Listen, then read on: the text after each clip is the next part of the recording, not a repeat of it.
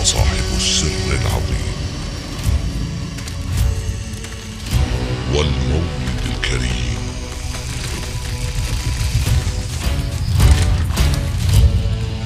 هو سيف الله المسلول،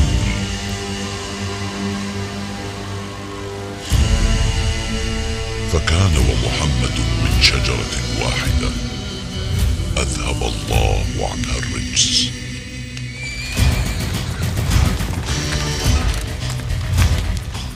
يقاتل على التأويل،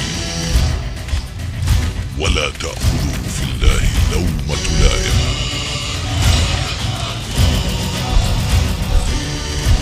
قد وتر فيه صناديده، والمذكور في سالف الأزمان.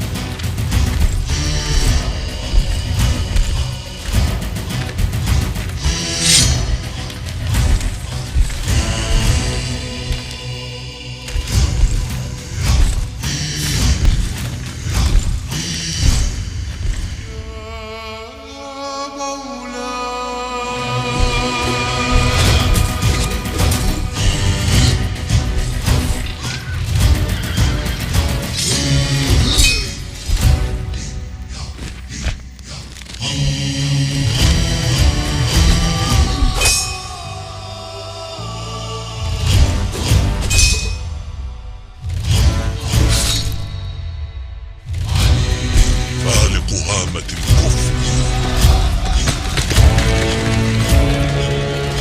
أمين الله على كتابه، والقيم بدينه، والحافظ لآياته.